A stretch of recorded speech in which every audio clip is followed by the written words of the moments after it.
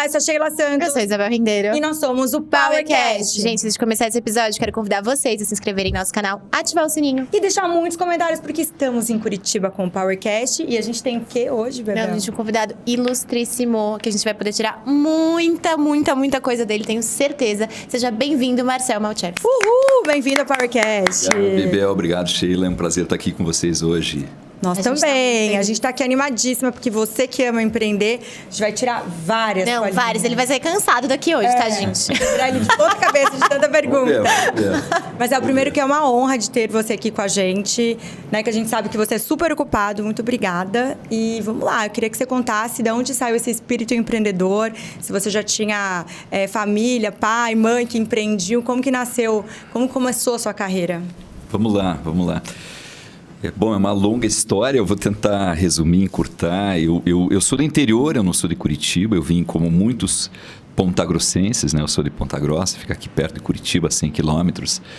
E como na época era comum os jovens virem estudar em Curitiba. Você vai fazer faculdade, universidade em Curitiba, então vai fazer um cursinho, vai se preparar para aquilo, né? Eu vim nessa leva migratória de jovens pontagrossenses aqui para Curitiba e acabei optando pelo curso de engenharia, né, que já é um curso de exatas, onde você percebe que principalmente no setor de tecnologia, que é o meu setor, tem muito engenheiro. Né? Muito cara das ciências exatas, muitas garotas também hoje em dia das ciências exatas. Mas eu, enfim, tive uma infância muito bacana, de muita brincadeira no interior, né? E de muita descoberta. Eu sempre fui muito curioso, né? E desde cedo, junto com os primos, junto com os amigos lá em Ponta Grossa, a gente já inventava moda, né? Inventava coisas para fazer. Então eu lembro que com 13 ou 14 anos, a gente montou um grupo com primos e amigos para tocar em festa de garagem. Mas não era tocar instrumento, era tocar equipamento, né? Olha só. E eu cuidava da luz, da parte de iluminação, da parte divertida da festa, né? Então tinha todos aqueles equipamentos e eu, em casa, comecei a criar alguns equipamentos por minha conta, muito cedo, né? Então eu acho que isso, de certa forma, essa curiosidade aplicada a alguma coisa útil, vamos dizer assim, fez com que eu pegasse esse viés empreendedor, né? Bom, vindo para Curitiba, estudei, enfim, fiz a escola de engenharia e antes de terminar a engenharia, eu tinha já começado uma empresa de software, na época chamava-se de Software House, né? Com 2 amigos. Antes de me formar, eu não tinha me formado ainda, já estava fazendo estágio, trabalhando, fazendo um monte de coisa ao mesmo tempo, mas já criei o meu primeiro negócio, isso com cerca de 20 anos. E a primeira vez que você se depara com empreender, muda a tua vida, né? Por mais que não deu certo, essa primeira não deu certo, você é picado pela mosquinha azul, do empreendedorismo. Foi o que aconteceu comigo. E de lá para cá, eu tinha dificuldade em trabalhar num emprego normal, né? Então, logo que me formei em engenharia, eu fui contratado por um banco para trabalhar na área de software. Eu já era estagiário, fiquei 2 semanas, saí para fazer uma pós-graduação, que se tornou mestrado, né? Então, entrei nesse mestrado empreendendo ainda na empresa de software, que eu tocava em paralelo, e saí desse mestrado criando uma empresa de hardware, né? Que era a Bematec, que fabricava, enfim, principal fabricante de impressoras ou mini impressoras para automação de lojas, de restaurantes, de farmácias. Até hoje, apesar de não ser mais minha, foi vendida, ela lidera esse setor de pequenas impressoras para automação comercial. Então, muito rapidamente, é uma trajetória que começou, de certa forma, cedo, pulando um pouco de interesses ou de possibilidades, até chegar na Bematec, que foi, de fato, o que me colocou no mundo do empreendedorismo sério, né? Era numa época ainda que startup estava começando no Brasil, não havia todo esse buzz que existe hoje em torno das startups, mas foi o que fez minha carreira, né? A Bematec é um exemplo bacana aí de empreendedorismo aqui no estado.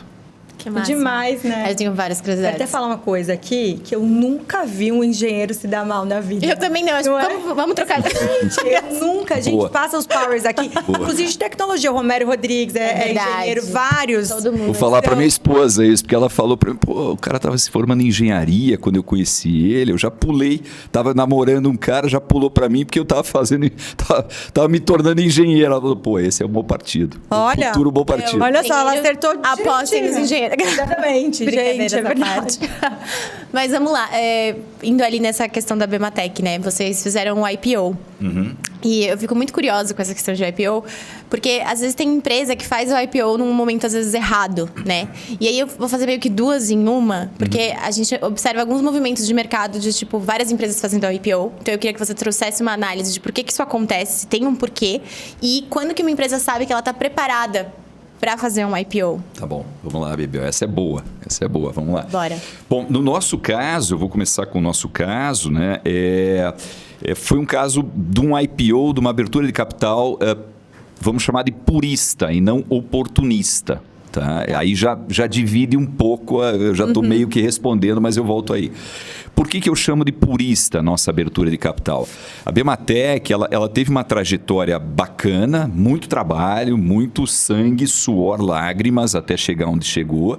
Em 2000, nós fundamos a empresa em 1990 e cerca de 15 plus, né, 15, 16 anos depois, a gente abriu capital. Então, para o Brasil, foi até uma trajetória bem rápida, e ainda mais naquela época, que empresas pequenas, como era a Bematec, não abriam capital, né? Bom, o que aconteceu foi que nós tínhamos produtos de hardware, não só as mini impressoras, mas também computadores touch, teclados, leitores de código de barras, ou seja, todos os equipamentos necessários para você ter um equipamento de ponto de venda no comércio, né? Então, nós fazíamos o hardware e nós percebíamos uma grande oportunidade no software para colocar naquele hardware. E queríamos ter uma oferta completa para o varejista, para o lojista. Então, não só o hardware, como o software, que de fato é o que controla o estabelecimento comercial, que faz a gestão. Para isso, nós conhecíamos todas as boas empresas de software nas várias verticais, como farmácia, supermercado, boutique, estacionamento, hotel, restaurante. E tivemos a ideia, então, de ter uma oferta completa para oferecer isso para todo mundo. O único jeito de fazer isso rapidamente era comprar essas empresas, né? Nós não conseguiríamos, num curto espaço de tempo, sair desenvolvendo software para todas as áreas, porque é bem diferente. Então, para desenvolver esse projeto, nós desenhamos isso, fizemos um planejamento. Bom, faz sentido, para em pé, vale a pena a gente apostar nesse planejamento, vamos em frente. Além de tudo, hardware não é receita recorrente. Software, hoje em dia, SaaS, você aluga o software, né? Então, você vai empilhando clientes e aumentando a receita mês a mês, que é o modelo das startups hoje. Software, SaaS, receita recorrente. Hardware, você tem que matar um leão por dia. Você termina o mês 5 minutos comemorando a meta que você bateu e, pessoal, vamos começar a trabalhar, porque está zerado, precisamos fazer outro mês. Software, não. Então, havia essa oportunidade estratégica e havia esse medo de ficar só com hardware. Precisávamos trazer receita recorrente. Então, o que aconteceu foi que, bom, vamos então buscar um fundo de investimento, porque nós vamos precisar de dinheiro. A Bematec sempre foi uma empresa superavitária, sempre gerou caixa. Legal. Distribuía dividendo, diferentemente da maioria das startups hoje em dia, a gente trabalhava, operava normal, né? Com lucro, enfim, tudo certinho. E, enfim, fomos atrás de fundos de investimento para fazer uma captação e, com essa captação, poder adquirir algumas empresas de software e poder ter a oferta completa. O que aconteceu foi que nessa busca por um fundo, principalmente os estrangeiros estavam começando a vir para o Brasil, não havia ainda fundos de investimento brasileiros, né, para esse tipo de investimento em empresas de tecnologia. Começamos conversas com vários desses fundos e no meio dessas conversas, isso era 2006, nós percebemos uma janela se abrindo na Bovespa, na época, hoje B3, e empresas começaram a fazer abertura de capital. O primeiro deles em tecnologia foi o Laércio, que criou a TOTUS a partir da Microsiga. Depois veio o Miguel Abuab, de Joinville, com a DataSul, né? O Elinho Rotenberg, aqui de Curitiba, em final de 2006, abriu capital também. E a gente percebeu que havia uma oportunidade. Aí, peraí, tem uma oportunidade, tem uma janela aberta, nós precisamos captar. Por que a gente, em vez de captar equity, dinheiro com um fundo de investimento, a gente não testa a possibilidade de, mesmo sendo uma empresa relativamente pequena, abrir capital? Foi o que aconteceu. Buscamos os bancos, eles estavam bem animados com essa corrida, né? Houve um momento bacana no mercado de capitais no Brasil, foi 2006, 2007, até o início de 2008, onde teve uma série de aberturas de capital, muito roadshow, a gente encontrava com empresários brasileiros em Londres, em Nova York, nas portas dos prédios dos bancos de investimento, era bem bacana. Foi um momento único.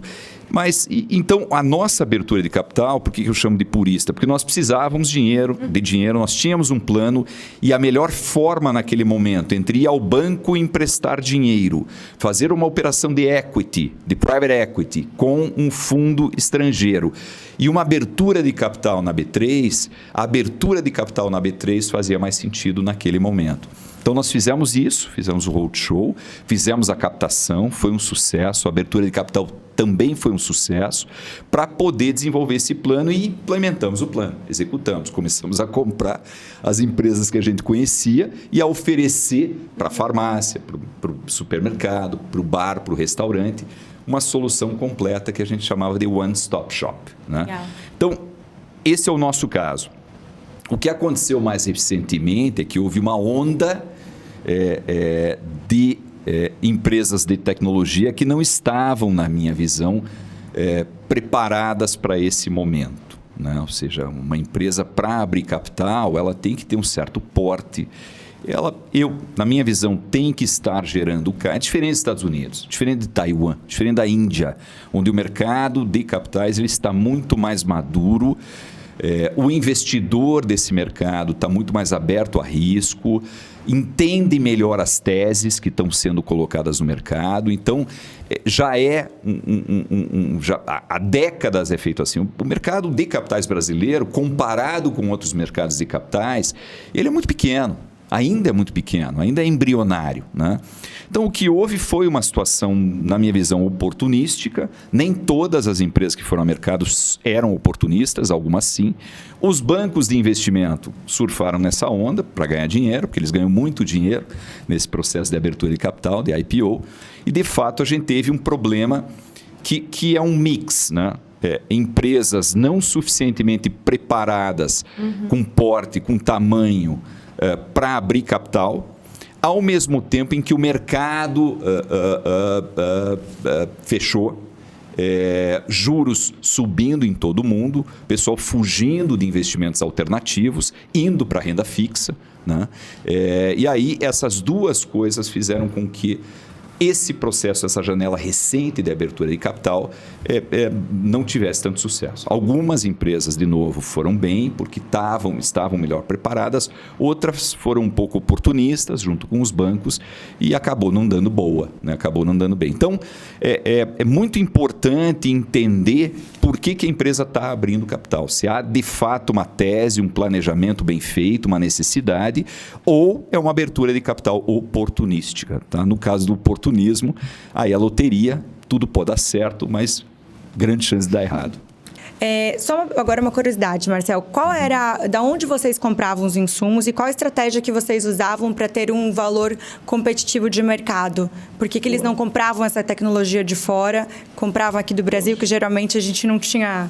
Nunca, para brigar com tecnologia, principalmente americana, é mais difícil, né? Mais desafiadora. E asiática, né? Japonesa, chinesa, coreana. Dá para ficar 3 horas falando sobre isso. Essa é a minha praia.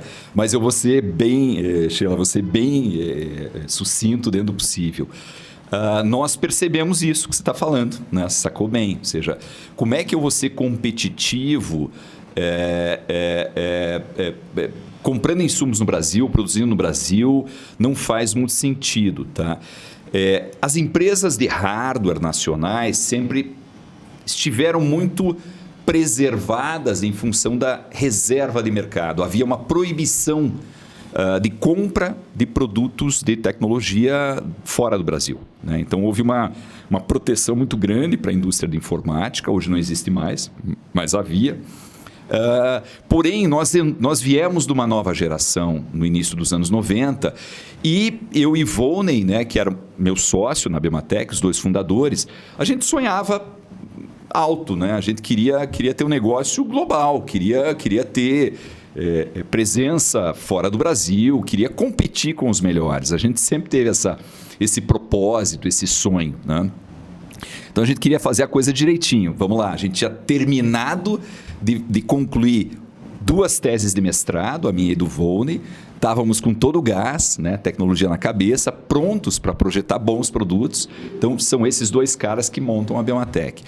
O que aconteceu foi que a gente estudou a cadeia de suprimentos das grandes casas, da Apple, da HP, na época, da Nokia, na época muito forte, e Samsung e assim por diante.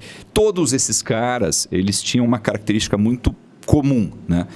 Eles desenvolviam a tecnologia localmente, Nokia lá na Finlândia, Apple na Califórnia, Samsung em Seul, na Coreia. Porém, eles faziam a engenharia de produto em Taiwan. Que até hoje, né? Até hoje. E faziam o sourcing, a compra de insumos e a fabricação na China. Tá? O que a gente fez? A gente criou uma área de desenvolvimento de produto em Taipei. A Bematec, a gente era metido. Adoro. A gente foi para Taipei, criou, botou gente brasileira, contratou engenheiros taiwaneses e desenvolveu uma base em Shenzhen, na China, para supply chain, para cadeia de suprimentos. Então, a gente simplesmente olhou o que os caras faziam, desenvolvia em Curitiba o produto, né? Nós tínhamos nossa base aqui com engenheiros curitibanos, ou seja, a base do produto, a tecnologia era curitibana e tinha tecnologia de base mesmo, era Deep Tech. Nós éramos uma das poucas empresas na época que desenvolvia do zero tecnologia. Incrível. De hardware, de firmware, de chips, enfim. E aí nós mandávamos essa base, esse protótipo para Taiwan, os nossos engenheiros contratavam terceiros para o desenho, enfim. E esse desenho era feito já levando em conta a parte de supply chain na China, né, para ficar mais barato. E aí comprávamos os insumos na China, mas trazíamos para o Brasil, porque o Brasil ainda tinha um pouco de reserva de mercado, ainda valia a pena tributariamente você fabricar no Paraná, em Curitiba. Então, a montagem dos produtos era feita de volta em Curitiba, mas havia toda essa questão da gente terminar o desenvolvimento do produto em Taiwan, como fazia a HP ou a Apple, e pegar os suprimentos, tirar os suprimentos da China e trazer para cá. Então, o que nós queríamos? Nós queríamos ter produtos de classe global. O último produto que nós desenvolvemos, que eu participei ativamente do desenvolvimento, foi uma impressora que até hoje é líder do mercado brasileiro. Que legal. Isso aí eu desenvolvi há 20 anos como equipe, desse jeito. Ela ainda é líder no mercado e ninguém ultrapassou a tecnologia dela. Nós fizemos essa cadeia do jeito que eu mostrei para vocês. Porém, nós já tínhamos vendas fora do Brasil. Nós já tínhamos base nos Estados Unidos, vendíamos na Europa, vendíamos na América Latina. E esse produto ele foi criado originalmente para competir com os estrangeiros lá. Que máximo. Então, já quando ele veio para o Brasil, Sheila, ele era imbatível, como até hoje, né? Porque foi desenvolvido para competir com o coreano, com o americano, com o alemão, com o japonês. Incrível. Posso fazer só um adendo disso? Pode. Você está falando da tecnologia que até hoje tem essa impressora de 20 anos. Quanto tempo vocês demoravam para desenvolver um produto quando chegava lá? Tipo, da parte de desenvolvimento bastante, até sair? Você tem software. A gente passou a ter software a partir de 2007 para 2008, que adquiriu empresas de software, né?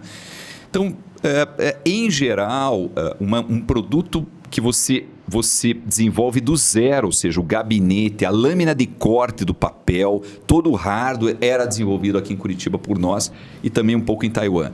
Então, um produto como esse, ele demora aí uns 2 anos para sair da prancheta. Que até mais. Tipo, uns 2 anos, se você não atrasar nada, tá? Se você tiver muito claro o que você quer fazer. Eu acho que 2 anos é um bom tempo para o desenvolvimento. Era, na minha época, um bom tempo. O software, ele precisa ser mais rápido, né? Você precisa colocar um software para funcionar um pouco mais rápido. Ele continua sendo aprimorado, o software, mas você precisa, em menos de 2 anos, ter já um MVP, ter alguma coisa rodando para botar no mercado. Mas eu diria assim, bem superficialmente, que 2 anos é um bom prazo para você ter um bom produto, se você é bom nisso e tem uma boa equipe. Ótimo. Legal. E vocês venderam a Bematec? Vendemos para TOTVS. Ah, legal. A TOTVS é gigante, né? Mas eles são gigantes. holding Aliás, a gente tem que chamar ele aqui pro Power. Nossa, gente, eu tava falando faz uma semana sobre a TOTVS. Que massa, vai. Conectados. Conectados. Eu queria perguntar mais para esse lado pessoal, né? Por que vocês venderam e qual que é a sensação de, vender uma empresa que você começou ali do zero, com todo esse carinho que você contou, tudo esse sucesso que ela fez. Porque a gente aqui, o pessoal que escuta, a gente se inspira também muito, tira insights e tudo mais. Eu queria que você trouxesse esse lado mais pessoal, assim, como que é se desfazer, digamos assim. Eu não sou regra, tá, Bebel? Eu não sou regra. Então, respondendo claro, com o seu o final antes e depois voltando do porquê, para mim foi ótimo. Foi ótimo. Normalmente, o pai da criança, ele se apega, ele não larga do osso. É muito comum você ver o empresário, o empreendedor que cria o seu negócio ter uma dificuldade enorme, né, de desapegar. No nosso caso, no meu e do Volney, nós criamos, sem saber, uma das primeiras corporations do Brasil.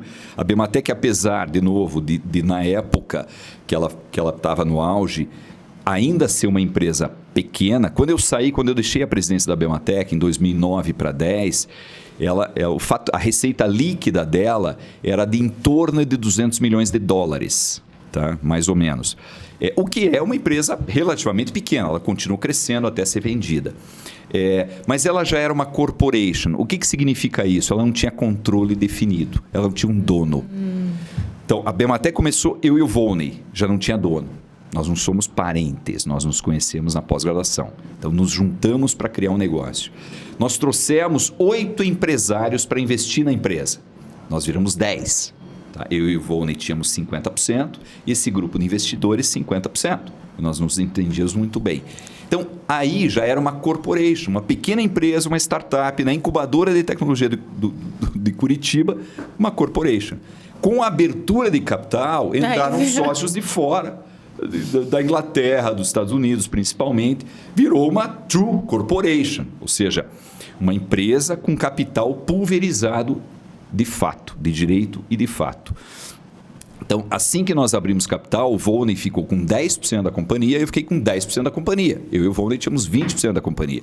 Tínhamos fundos, investidores, que inclusive pleiteavam vagas no conselho da empresa. Então, de fato, nós não tínhamos um dono, né? E a empresa, foi uma empresa que cresceu rapidamente. Eu passei a ser o principal executivo da companhia, virei o CEO da Bematec. E para você tirar uma empresa da incubadora, que passou a ter negócios fora do Brasil, ou seja, cadeia de suprimentos em Shenzhen, área de desenvolvimento em Taipei, área internacional, nós tínhamos funcionários americanos, funcionários chineses em Long Island, na nossa sede nos Estados Unidos, que controlava vendas para fora, tinha a receita fora do Brasil de hardware. Nós não mandávamos dinheiro para a Bematec Estados Unidos, ela mandava dinheiro para nós. Incrível. Já era lucrativa desde o início. Bizarra. Então, ela, apesar de ainda ser uma empresa relativamente pequena, ela tinha todas as complexidades, os problemas de uma empresa grande. Isso de capital aberto. E eu fazendo call todo trimestre para investidor, né? Levando puxão de orelha do investidor, essa coisa toda. Então, de fato, isso foi bastante cansativo, né? Eu não vi meus filhos crescerem, tá? Então, chegou um momento que a empresa estava estável. Eu sou empreendedor, eu gosto de novidade, eu gosto de fazer coisa nova. E chegou um momento que eu cheguei para os meus sócios originais, falei para eles, olha, estou cansado, eu vou passar o bastão. Celso, é novo, é cedo, calma. vai para casa, toma um vinho, volta aqui amanhã, vamos conversar. Voltei. Não, eu estou decidido. Eu, quando decido, está decidido. E aí a gente teve um ano para preparar a sucessão e eu saí e fui para a presidência do conselho, daí saí de CEO para a presidência do conselho da companhia, fiz minha sucessão, fiz uma transição tranquila, mas saí, Bebel, aliviado, Sheila, aliviado porque... Estava, de fato, apesar de ainda ser relativamente jovem, estava cansado. Queria olhar coisas novas, como acabei, né, me tornando investidor, né, sair desse lado do empreendedor da mesa e vir para o lado de cada investidor. Bom, essa é a minha história, é o meu lado, que não é muito comum. Tá? Como eu falei no início, os empreendedores eles têm muita dificuldade de se desapegar, porque muitas vezes as histórias são diferentes. Sim. Ele vai sair daquela empresa, vai fazer o que em casa, enfim, está acostumado, trabalhou a vida toda naquilo. Então, cada um é um. Né? Cada um tem uma história, não tem certo e errado nesse negócio. Tá? Eu respeito os que saem, que largam o osso, eu respeito os que ficam, porque eles têm uma história, eles têm uma razão para estar lá ainda, são importantes para a companhia, e eu acho que é muito legal a história também dos que se prolongam na liderança da companhia. Por que nós vendemos a companhia? A empresa era uma empresa de capital aberto, a Bematec já tinha sido profissionalizada, ou seja, os fundadores já estavam no conselho. Né? Eu, por exemplo, já tinha outras atividades, já tinha começado com a gestora de tecnologia, já tinha outros interesses. Né? O Volney também estava um pouco cansado, né? Ou seja, achava que o momento era o momento de botar dinheiro no bolso. Né? Os outros sócios também acharam que a proposta era uma proposta pro momento da companhia boa. Então, tem um lado que o momento era adequado e foi bom para todos. Tá? E tem um lado que é um contraponto que eu falei, que é quando uma empresa perde os empreendedores, perde um pouco da paixão, perde um pouco do brilho no olho. Né? Então, a Bematec ela acabou se estabilizando um pouco. Era uma empresa que, na minha visão, poderia ter crescido mais rapidamente e mais, mas perdeu um pouco o brilho. Então, isso também nos motivou a passar a empresa para frente. Legal. Antes de fazer meu push aqui, porque, gente, que papo delicioso, nossa, né? Muito. Vamos falar de Super Coffee, Bebel? A gente tem um presente para você. Presente, Super Coffee. Puxa, muito obrigado. Que tá com a gente com Power na estrada, enquanto a gente tá aqui batendo esse papo maravilhoso. Tá passando o QR Code aqui, vocês acessam, entregam em todo o Brasil. Que, aliás, vai ser Super Coffee. Não, você vai amar. Esse sabor é uma delícia. Usem o cupom obrigado, meninas. Super Power para poder comprar os seus Super Coffees, hein, gente? Quero ver todo mundo comprando. Gente, tá cheio de novidades, tá? Lançou o geladinho que eu adoro, que é o Super Coffee gelado, que eu sou apaixonada. Então, temos sabores novos e também produtos novos, tá? Acessem. Para quem não conheceu ainda, vocês vão gostar muito. Marcel, vou fazer um push do que você estava falando. Estou do outro lado, investindo. Eu queria fazer duas em uma aqui. Quando você já começou a olhar para o mercado do que você poderia gastar o dinheiro ou investir o dinheiro, quais foram os produtos, os negócios que você via que dava mais match com você e qual momento da empresa eles estavam? Se você entrou como investidor anjo, se ele já estava um pouco mais maturado, para as pessoas que estão aí assistindo que às vezes pensam em investir o dinheiro, como foi? Foi mais pessoal, tipo, investir em engenharia, investir em tecnologia porque eu tinha mais proximidade com esse assunto, ou também tem aí várias caixinhas que você acabou investindo? Boa, Sheila, vamos lá. Sheila, enfim, como eu falei para vocês, eu tenho esse espírito empreendedor desde o início, desde a minha infância, né? Fui picado ali pela mosquinha azul do empreendedorismo e eu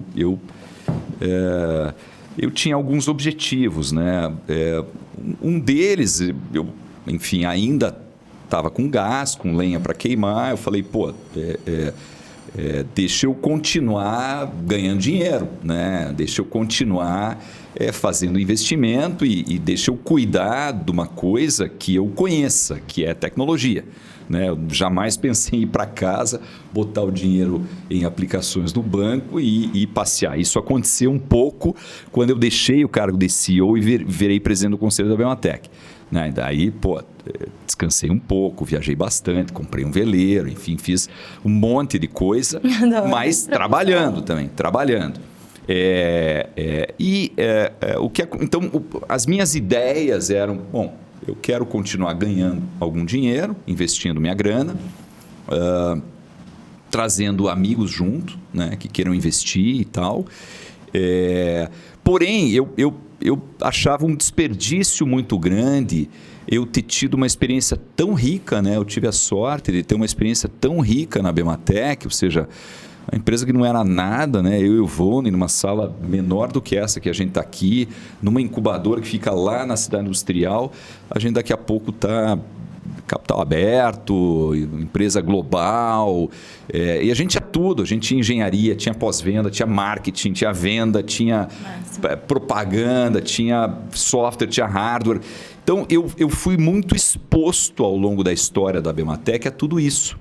E aprendi apanhando a fazer as coisas. Tá? Então, eu tinha muito conhecimento. E o que eu digo hoje para os empreendedores nos quais eu invisto é que eu sei muito bem o que eles passaram, o que eles estão passando e o que eles irão passar. Porque eu passei por isso.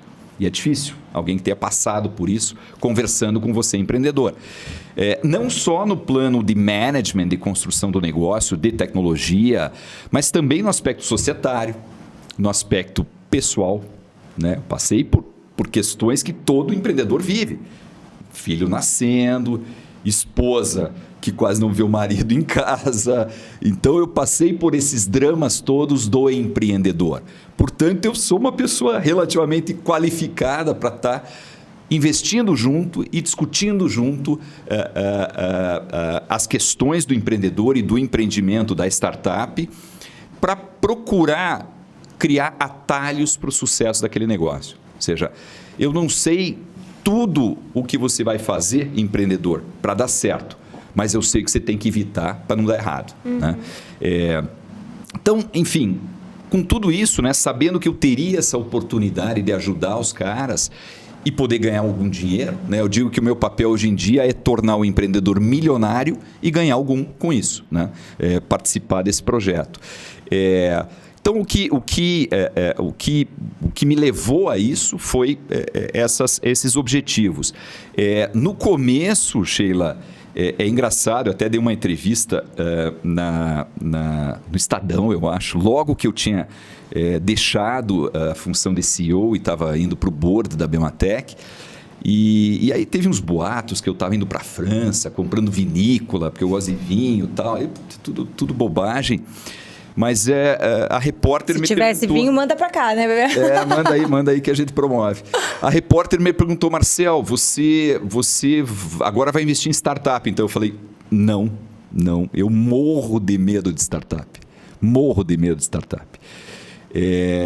Eu comecei investindo em negócios de tecnologia que já tinham algum grau de maturidade. Powercast é super maduro, viu? Então, eu comecei não no venture, eu comecei no que eles chamam de growth. Um negócio como o de vocês, que já tem patrocinadores, que já tem equipe madura, padrão. Já tá consolidado, né? Já tá consolidado. E eu morria de medo, porque eu sei o que é você tirar uma startup do zero e fazer esse negócio dar certo. Assim, a chance de sucesso é mínima, né? Tudo tem que dar muito certo para dar certo. Né?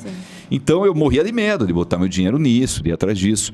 Depois, por incrível que pareça, eu percebi, principalmente aqui no Paraná, que o mercado de startups começou a amadurecer. Então, eu estou falando que eu comecei a investir em 10 para 11, 2010 para 2011, em empresas de tecnologia um pouco mais maduras.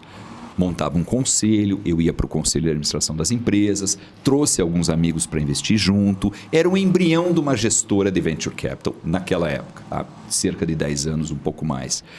Porém, com o amadurecimento do mercado de startups, ou seja, empreendedores voltando do processo de aceleração nos Estados Unidos, empreendedores se formando nos Estados Unidos e trazendo conceitos do Silicon Valley, ou seja, o grau de sofisticação desses jovens empreendedores, ele mudou rapidamente. Isso a partir de 13, 14, 15, aí eu comecei a prestar atenção, tem projetos bons agora.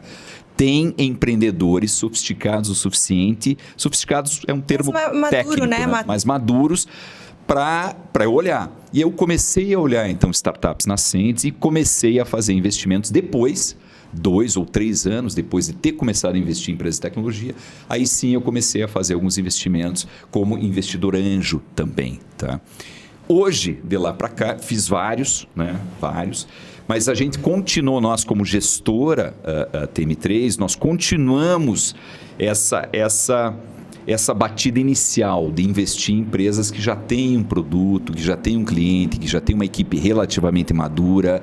Eu olho ainda startups nascentes, olho. A gente olha ainda, olha. Porque o mercado amadureceu e existem empreendedores bons e bons projetos. Mas o foco hoje meu está nos projetos mais maduros, vamos chamar de cheque, nos cheques um pouco maiores, né? Então a gente já investiu 250 mil reais, 300 mil reais, 500 mil reais em startups, mas hoje é mais comum você ver nós, não Marcel, a gestora, hoje eu tenho BNDES como investidor, Bradesco como investidor, Banco de Desenvolvimento aqui do Sul como investidor.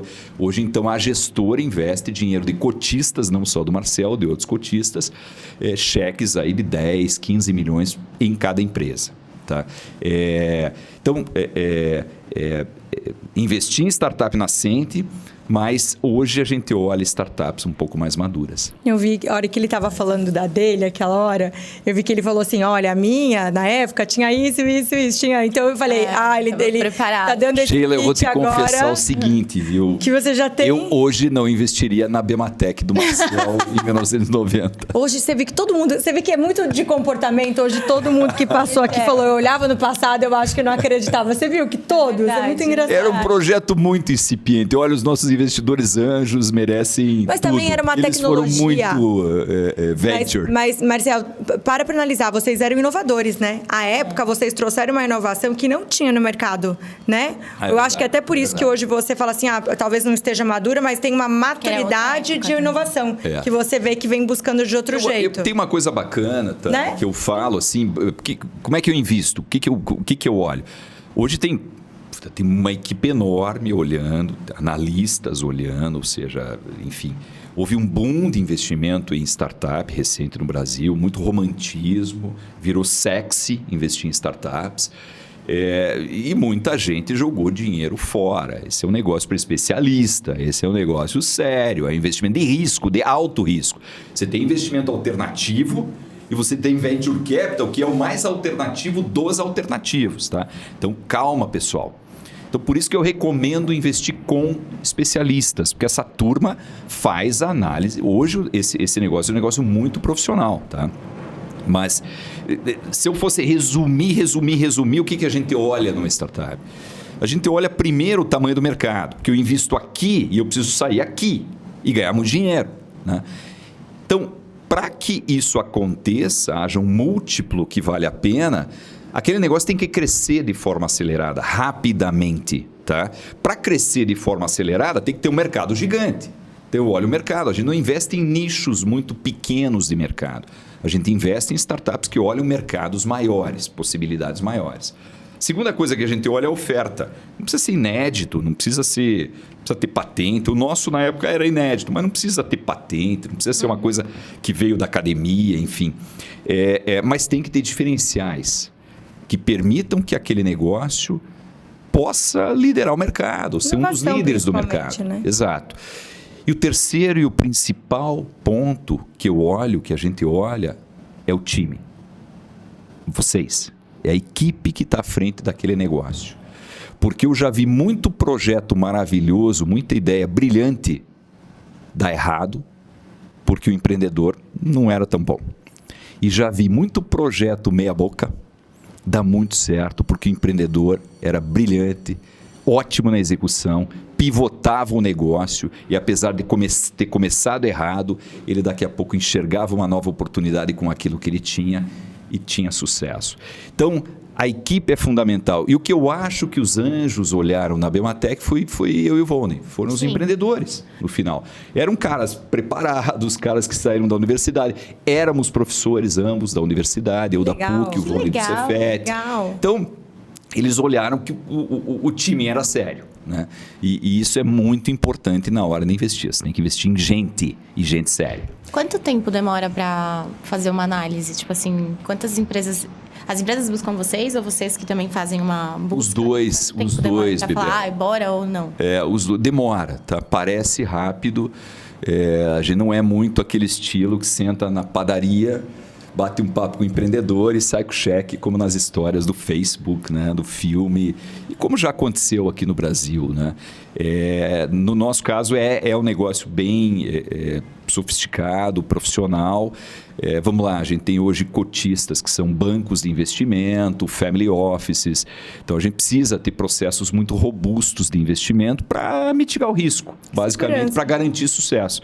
Então, o que acontece é que o processo todo, na hora de liberar o dinheiro, você tem de lá para cá, o dinheiro está na tua conta. O que acontece antes? Né? Do para de, não do de para. Tem todo um processo de due diligence, né, que demora, às vezes, mês mais. Você tem todo o processo de negociação anterior, que demora mês mais. Tá? Aí já foram 3 meses. Tá? E tem todo um processo de namoro, de descoberta. Quando o empreendedor nos procura, a gente vai entender qual que é a ideia, qual que é o projeto, vai entrevistar, a equipe de análise vai levantar todos os dados financeiros, vai fazer um laudo daquilo ali, isso vai para comitê. Então, assim, impossível menos de 6 meses. Sem chance. Não existe a possibilidade de fazer negócio em menos de 6 meses. E pode durar 1 ano. Né? De eu conhecer vocês, até eu investir em vocês, demora entre 6 meses e 1 ano. Não, e pode ainda não dar certo, né?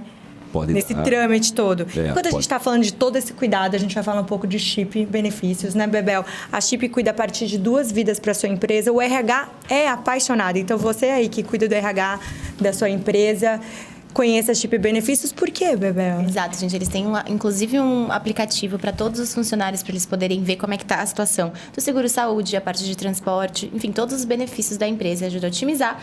E detalhe, o custo não fica para a empresa, então vale muito a pena conferir e conhecer. Principalmente para a saúde, né? Principalmente. Então, aquele caos fica totalmente organizado. Enquanto a gente está aqui batendo esse papo, tá passando aqui o QR Code, acessam e sabem mais informações. Vou lá para minha, né, agora. Vamos entrar nas Powers. Vamos entrar nas Powers. As Powers são perguntinhas mais rápidas que a gente nunca consegue fazer nunca é mais rápida. A gente só fala que é rápida, mas não é rápida. Não, porque o Marcelo merece um episódio de 3 horas, né? De tanto papo bom. Eu queria perguntar, é uma curiosidade também, né? Vamos tirar todas as dúvidas. Saiu da parte de investimento, você falou que é board. Como que você escolhe para você...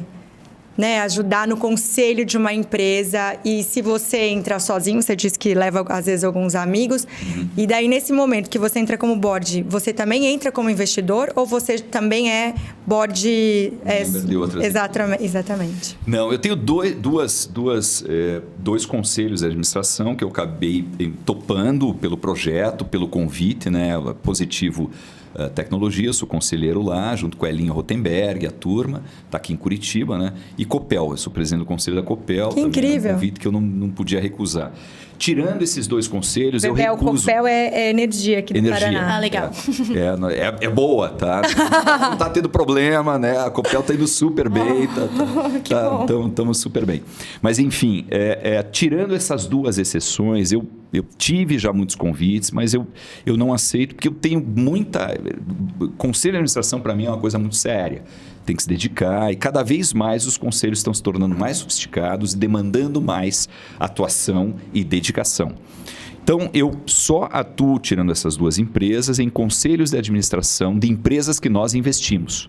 Então, nós investimos, hoje a gente tem uma equipe e a gente usa essa equipe para participar dos conselhos e de comitês do conselho. Então, você tem um conselho de administração que pode ter 5 membros, 7 membros.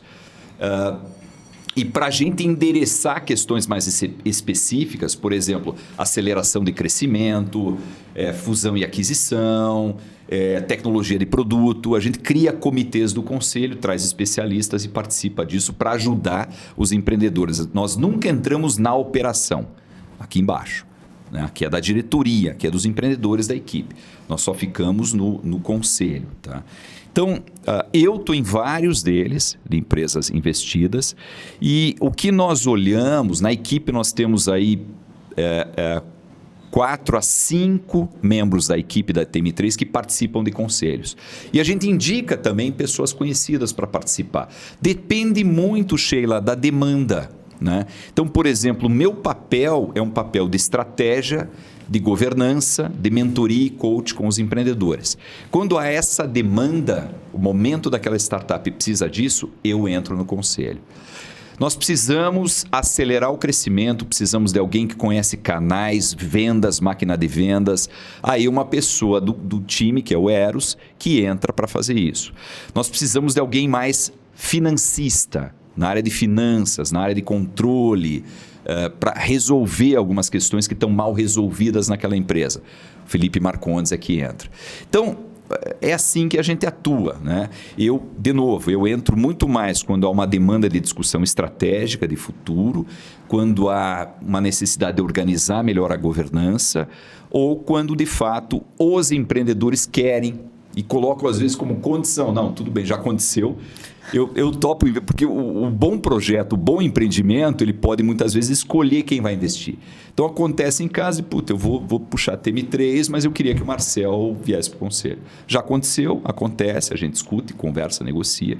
Então é assim que a gente distribui, de certa forma, quem é que vai para os conselhos. Tá? Mas, enfim, eu não tenho aceito convites para participar do conselho, a não ser que tenha um stake nosso lá dentro. Legal. Uma pergunta de Marcel empreendedor, assim. Quando você começou a empresa, né, imagino que não tinha tudo organizado, né? Todas as áreas e tudo mais. Qual das áreas foi a mais desafiadora para você como empreendedor? Para, gestão, pessoas. Sempre. E qual o seu conselho para isso? Comece, eu e o Volney, como as coisas foram dando certo, 2 engenheiros, com mestrado, 25 anos, tá? Eram 2 meninos, né? Mas enfim, professores da universidade. Eu comecei muito cedo, o Volney começou mais cedo ainda. Eu dava aula com 25 anos para jovens de 22 anos. Caramba. Na engenharia, né? Era um péssimo professor, eu acho, mas era professor. Aprendi muito dando aula, né? Eu sou um cara tímido, introspectivo, mas esse tipo de Marcel que vocês estão conhecendo, ele foi lapidado dentro da universidade, tendo que preparar a aula, tendo que dar aula, né? Mas, enfim, o problema desse empreendedor que começa a dar certo é que ele se acha.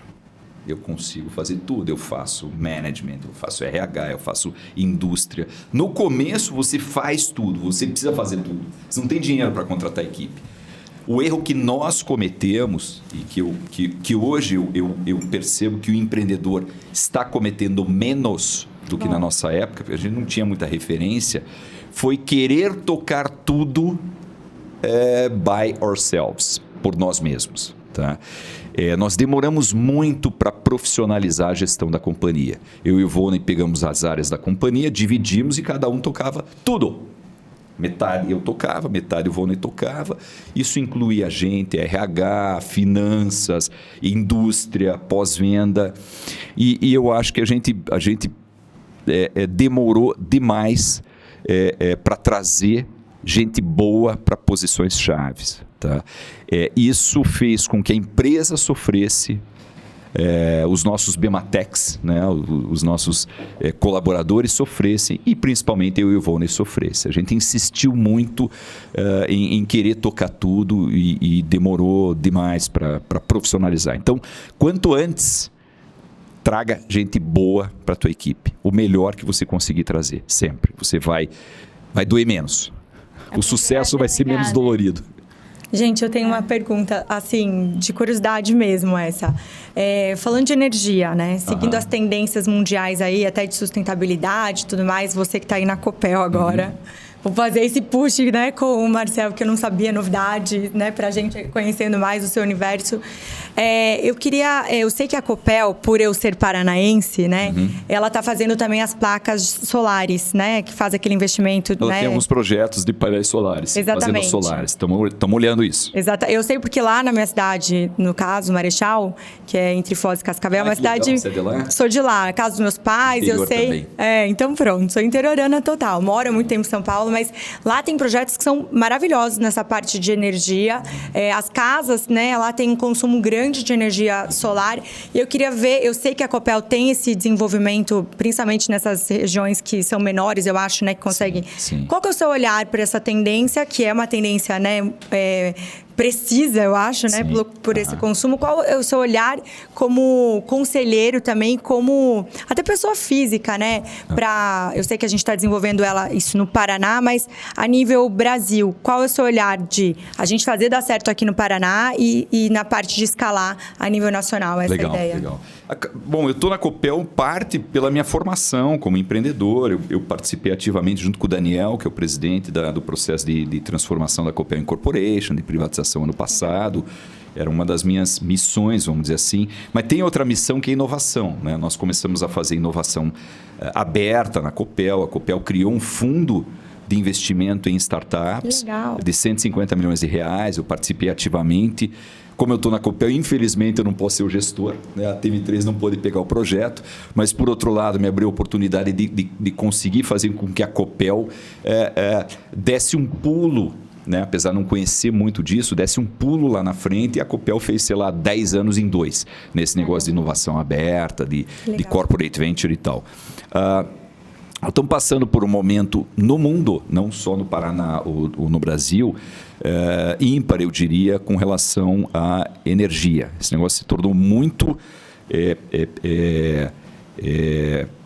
forte, né, como tendência, uma das grandes tendências de investimento, de mudanças daqui para frente.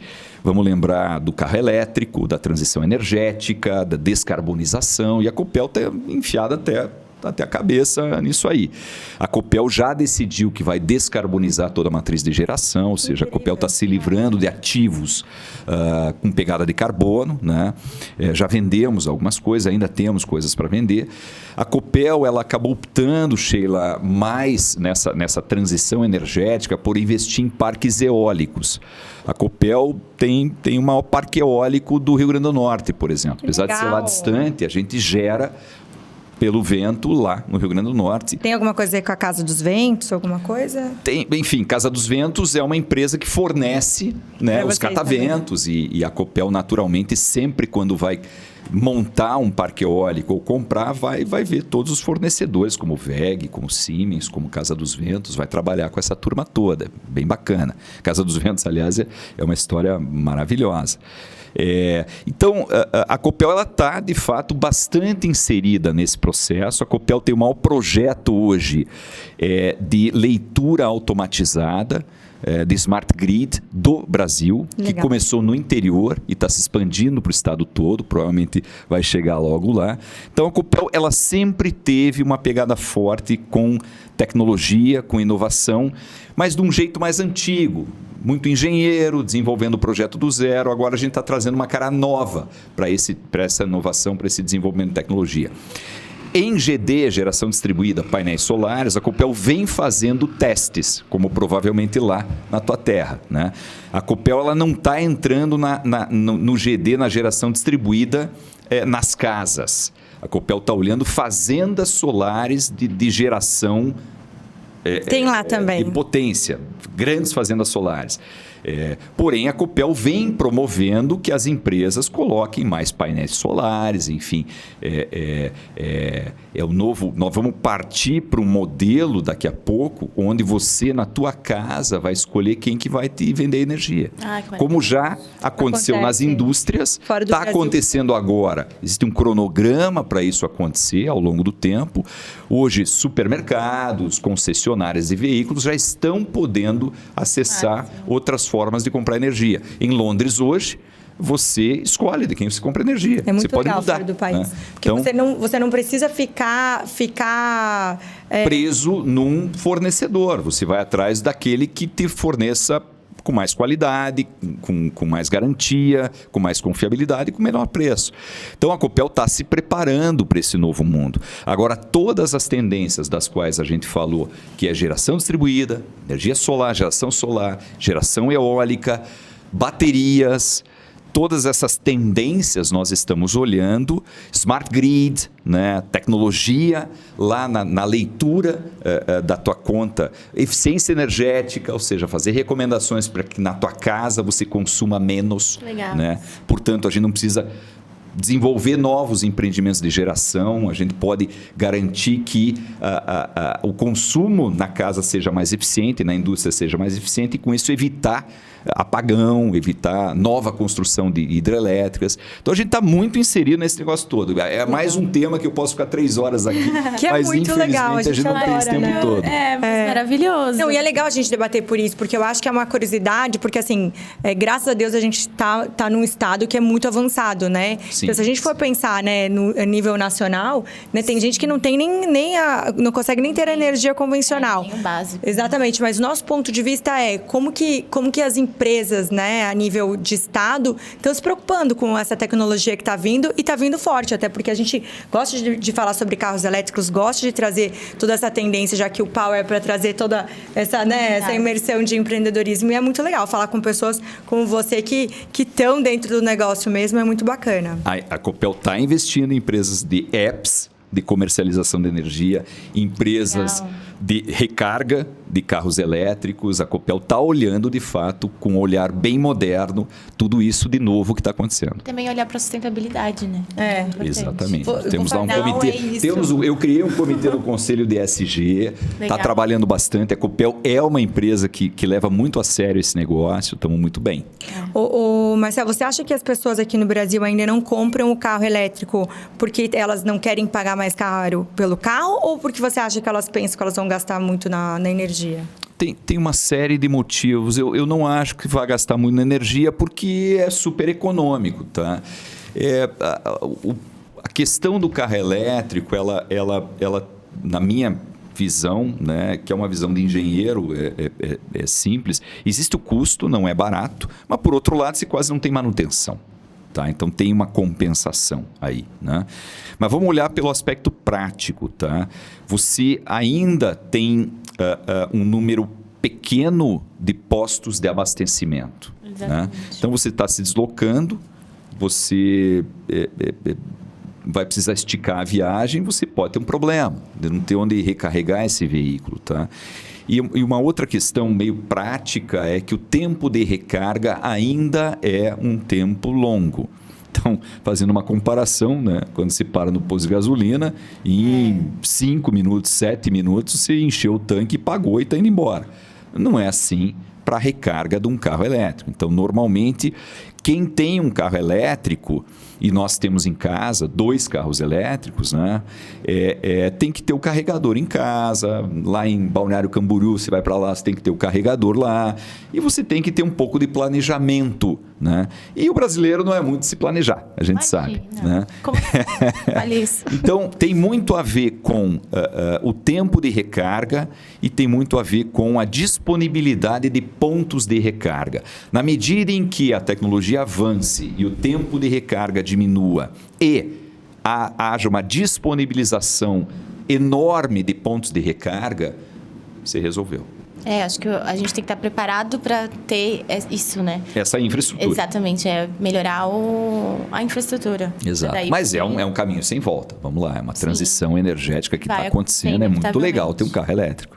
Sim, é muito legal. A gente pegou um Tesla em Miami agora. A gente se divertiu muito, A gente se divertiu mais, a gente passou perrengue para carregar. É verdade. Inclusive, a gente esqueceu que tinha que carregar. Eu dirigi o primeiro Tesla, um dos primeiros Teslas, lá em 2008. É muito legal. Em 2000 era um carrinho pequenininho, era um Lotus, era um carro 2 lugares. eram pilhas praticamente de recarga. Eu achei muito divertido. Mas você vê, de lá para cá, 2008, que eu dirigi o primeiro modelo da Tesla nos Estados Unidos. Até agora, o que avançou esse negócio? Não, o carro tá lindo. Aquele teto dele todo... muito Tesla legal. patrocina a gente. Tem vários modelos, né? Não é São lindos. Tesla, BMW. Tá hoje em dia, até Porsche, os dois Porsche, todos os carros têm. O BYD que chegou BYD, matando a pau. Enfim, eles estão dominando o mercado. Lá em São Paulo tem muitos carros deles, muitos. Eu queria fazer o push, então, de Poupei, Bebel. É verdade. Já que você, né, com todo esse background e tudo mais, você e sua esposa, vocês se preocuparam na parte de educação financeira dos seus filhos? Sim, a gente vem se preocupando, né, ao longo do tempo. É uma coisa que eu recomendo, quando você passa a ter patrimônio, você passa a ter essa preocupação, educá-los. Hoje eles acompanham, né? Por exemplo, a minha holding, que é M3 Investimentos, que é sócia da TM3 Investimentos, que é Capital, que é a gestora, e outros empreendimentos na área de real estate também, hoje já é dos 2 filhos, eu tenho usufruto, então eu já fiz essa transição, vamos dizer assim, esse planejamento sucessório. Enquanto eu estiver aqui ainda eu toco, mas eles já são os donos, vamos dizer, disso. Apesar disso, nenhum trabalha comigo. A Marcela toca uma marcenaria que minha esposa fundou e ela assumiu a marcenaria e toca hoje, é uma empreendedora, acorda mais cedo que eu, chega em casa mais tarde que eu. E o Felipe, meu filho, está na área de marketing digital em São Paulo. Maravilhoso. Começou a trabalhar numa empresa, pulou fora, já está com 10 pessoas trabalhando com ele, também virou empreendedor, né? Já tá voando. Então eles já têm essa veia empreendedora, mas o que eu diria para você, Bebel, é que nada, eu acredito, substitui o exemplo. Tá? Então, a educação, ela não é uma educação planejada, formal. A educação começa com o exemplo em casa. Dia após dia, eles não enquanto crianças, eles não prestam tanta atenção no que você diz. Eles prestam atenção no que você faz, nos exemplos que você dá. O que fica como educação financeira é o exemplo. Então, eu e minha esposa, apesar de passarmos a ter um padrão de vida muito mais confortável do que eu tinha no início, a gente sempre foi muito espartano em casa, sempre controlou muito tudo isso, sempre deu o exemplo. Né? Nunca procurou evitar qualquer tipo de luxo ou esbanjar dinheiro, a gente cuidou muito disso. Então, acho que o exemplo, acima de tudo, é o mais importante. A gente sempre faz boas perguntas da Poupei, né? É verdade. Não, eu adoro essas respostas maravilhosas, porque a gente tem um parceiro que é o Poupei, que é uma carteira digital para crianças e adolescentes. Seus filhos já passaram dessa fase. Mas você que é pai e mãe assistindo com crianças em casa ou adolescentes, pega essa dica. E aí, o que acontece? Ele tem uma jornada gamificada. Então, ao invés de você dar a mesada para o seu filho ou pôr numa poupança, alguma coisa, você coloca nessa carteira, daí ele tem um cartão onde ele pode usar e aí ele coloca metas, tipo, quero uma bicicleta. Então, com a minha mesada, eu demoro X tempo para ter a bicicleta. Aí um dia ele sai com os amiguinhos, não, mas eu quero comprar uma figurinha. Daí ele vai ver que a bicicleta não vai ser em 3 meses, vai ser em 3 meses e 2 dias, porque ele comprou uma figurinha. Então, ele vai tendo noção desses gastos. Tipo, será que eu vou fazer? Ele começa a ser mais consciente. E daí o Poupei sempre fala, é segurança para os pais e liberdade para os filhos. Por quê? Porque a criança tá ali com o cartão que ela pode usar, né? Ela não se sente controlada, só que o pai sabe exatamente aonde ele gasta, com o que ele gasta, tem uma geolocalização para saber se ele está comprando coisa errada, alguma coisa assim, e o pai consegue regular ali a mesada que vai passar pro filho. Então, super legal. E ainda educando, é super legal. Estão fazendo rodada de investimento? Eles estão. Eles são muito maravilhosos. E o aplicativo é incrível. É incrível. Inclusive, gente, tá aqui, enquanto a gente tá batendo esse papo, só baixar aqui no QR Code, e é muito maravilhoso. Eles sempre tiveram a preocupação de dar essa educação financeira, porque a gente sabe que aqui no Brasil não é todo pai e mãe que lá atrás conseguiu ter essa educação, mas eles conseguem passar para os seus filhos. É muito legal. Muito legal. Bacana. A gente passa todas as informações para você. Tem a sua saideira, Bebel? Dá tempo de fazer? Dá. Você tá com horário? Dá pra ser a saideira? Dá. Ah, tá. Ele fez assim e eu ia falar, não. Não. Eu falei, olha, a gente vai ter a aula que vocês estão amando, né, gente? Vamos lá. Porque eu A minha saideira... Aproveita que eu tô Eu no posso ter uma pique. saideira, né? Tá professor, vamos lá. Não, a minha saideira é rapidinha. Exatamente, aquelas alunas, né? Que tá amando. Mas é uma brincadeira. Não, a minha saideira é rapidinha. Eu queria que você trouxesse para as pessoas que estão começando qual que é a importância de ter tecnologia dentro de uma empresa, independente do segmento dela. Muito boa, Bebel. Não só tecnologia, eu expandiria para talvez tecnologia e inovação. Né? Inovação é uma coisa... Tecnologia está muito conectada à inovação e vice-versa. Né? As Sim. coisas se misturam já. Mas o mundo está digital. Né? O mundo está digital. A gente não sai mais de casa sem isso ou sem um reloginho que substitua isso aqui. Né? E cada vez mais. De óculos. Hoje, do óculos, agora tem óculos. Tem uma discussão enorme sobre inteligência artificial, para onde vai isso, ou seja, a educação financeira é importante, mas a educação digital passou a ser tão importante quanto, né? Como a educação normal que as pessoas recebem, que as crianças recebem. Então, é um caminho sem volta, o mundo está digital, você fugir da digitalização é impossível, não tem mais onde se esconder. E para as empresas isso tem um impacto muito maior, né? Muito maior. É o teu negócio que está em risco, né?